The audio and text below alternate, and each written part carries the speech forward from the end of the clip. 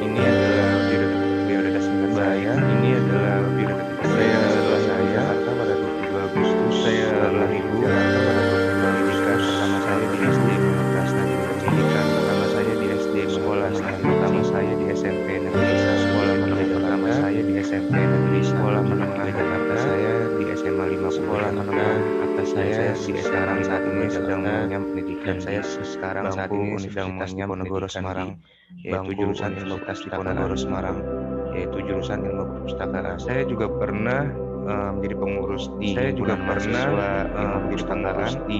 mahasiswa pada tahun 2018 2019. Pada tahun 2018 saya juga pernah mengapalah dari divisi dan juga saya juga pernah mengapalah dari game point blank atau divisi game point sport atau divisi Undipi Sport. Langsung saja pada materi pertama kali ini yaitu apa sih biblioterapi menurut seorang biblioterapi itu menurut penelitian Setiabasi menjelaskan bahwa biblioterapi itu merupakan suatu metode menjelaskan bahwa biblioterapi itu merupakan dengan menggunakan bahan literatur bacaan dengan menggunakan bahan literatur bacaan. Biblioterapi sendiri muncul dalam rentan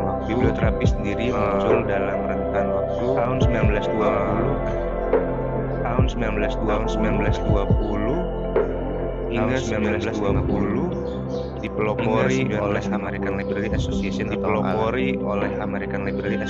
atau klien atau pasien pengguna biblioterapi tersebut didampingi oleh klien atau pasien pengguna atau dalam hal ini didampingi oleh psikolog. Jadi atau dalam hal ini pustakawan berperan sebagai pustakawan berperan sebagai bacaan untuk yang memberi akan digunakan atau bacaan untuk seorang klien dia akan digunakan pada seorang klien tersebut.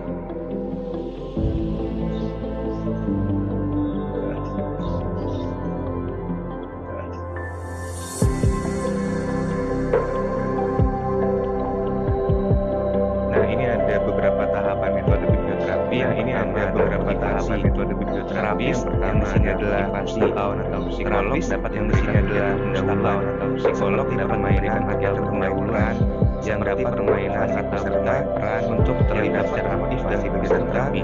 Untuk terlibat yakni memberikan waktu yang cukup untuk klien membaca yakni memberikan waktu yang cukup untuk klien membaca bahan baca atau buku. Terapis memberikan waktu kepada peserta untuk merenungkan isi bacaan dari buku yang telah dibaca. Untuk merenungkan isi bacaan dari tindak yang telah dibaca. Tindak lanjut yang keempat adalah membiarkan atau membiarkan antara atau berjalan dengan semestinya dengan klien antara terapis dengan klien. Lalu lanjut kepada biblioterapi untuk self healing. Emang bisa ya biblioterapi untuk self healing? Emang bisa ya biblioterapi? Karena Supidang yang mana perpustakaan tersebut telah menjelaskan bagaimana peran konselor untuk bisa memanfaatkan bagaimana peran konselor dengan maksimal untuk bisa memanfaatkan kepada klien biblioterapi dengan keperluan self healing kepada klien untuk keperluan self healing.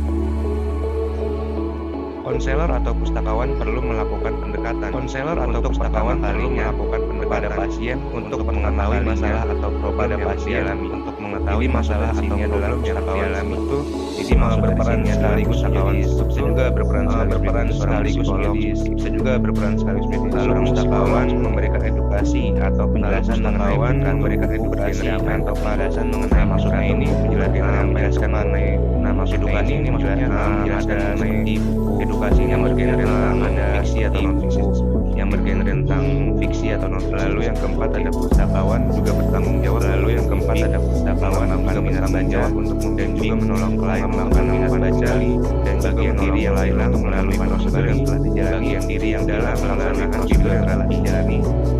melaksanakan biblioterapi.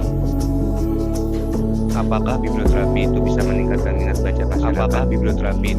Sejauh ini minat baca masyarakat yang saya cari itu belum ada sejauh ini yang saya cari itu belum ada kayak penelitian yang tersebut bisa meningkatkan minat baca masyarakat. Biblioterapi tersebut bisa meningkatkan minat baca masyarakat. Itu biblioterapi bisa kok meningkatkan minat teori dan biblioterapi bisa kok meningkatkan minat karena biblioterapi tersebut itu berfokus pada dimensi afektif karena biblioterapi tersebut berfokus pada dimensi afektif atau perhatian dari hati ke hati. Ada beberapa penelitian yang secara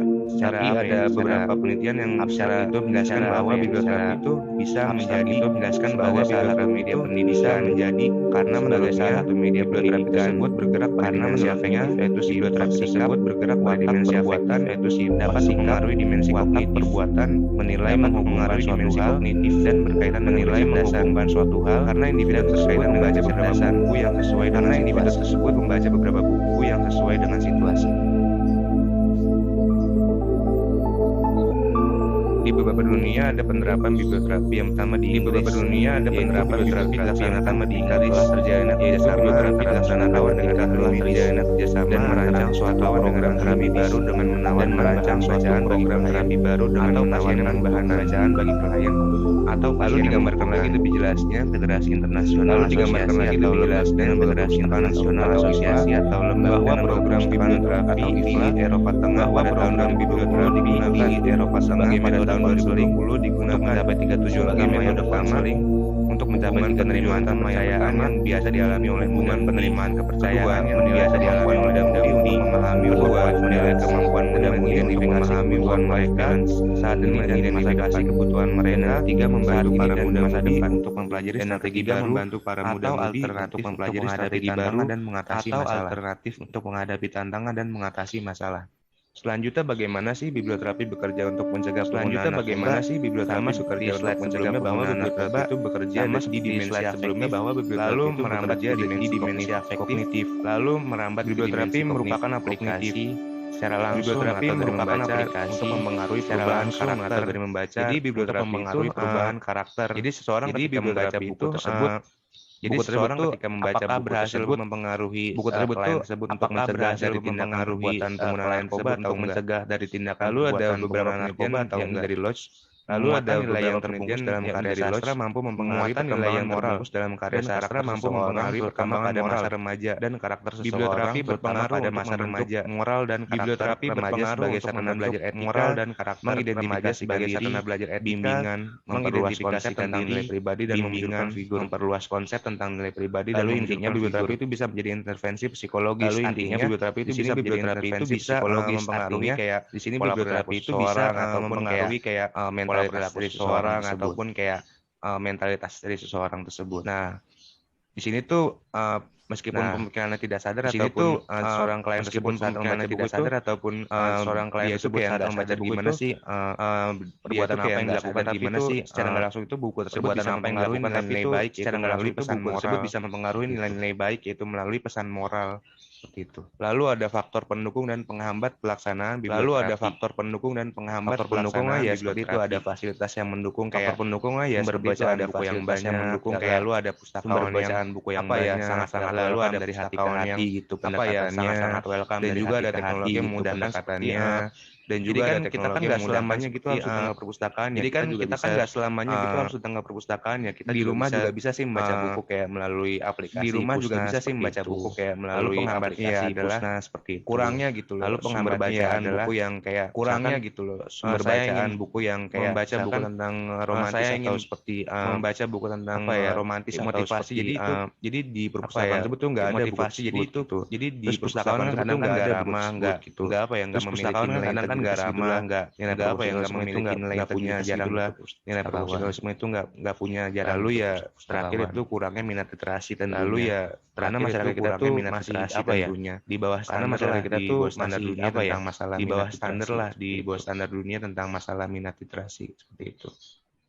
Tadi sebelumnya telah saya bahas kalau kita nggak mau ke perpustakaan. Tadi sebelumnya telah saya bahas kalau kita nggak mau waktu tapi kita tuh pengen apa ya kita nggak punya waktu tapi kita tuh pengen apa ya biblioterapi. Caranya gampang sebenarnya bisa gitu, aja kita download caranya gampang sebenarnya bisa aja kita download aplikasi Pusnas lalu kita sumber daya atau buku tersebut koleksi tersebut lalu sumber daya atau buku tersebut koleksi bertanya kepada pustakawan jika ingin ke web bertanya kepada pustakawan kita bisa ke web perpusnas.go.id. Kesimpulannya adalah hari ini buku itu bukan cuma sebagai bahan ajar bagi buku itu bukan cuma sebagai bahan ajar bagi guru, siswa dan mahasiswa, namun juga buku itu hadir guru, siswa dan mahasiswa sebagai upaya dalam buku itu hadir metode atau teknik hadir sebagai dalam penyembuhan mental dan pikiran bagi orang yang membutuhkan. Dalam penyembuhan mental dan pikiran bagi orang yang membutuhkan.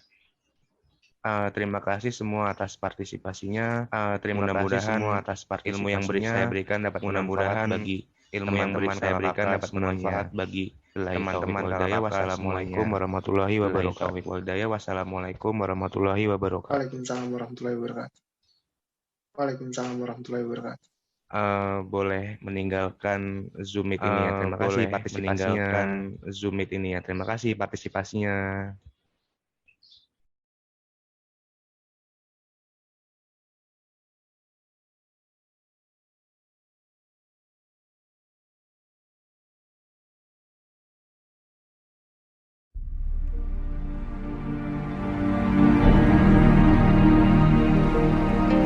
Baik, ini adalah biodata singkat saya. Saya lahir di Jakarta pada 2 Agustus tahun 2000. Pendidikan pertama saya di SD Mahapras Cilincing.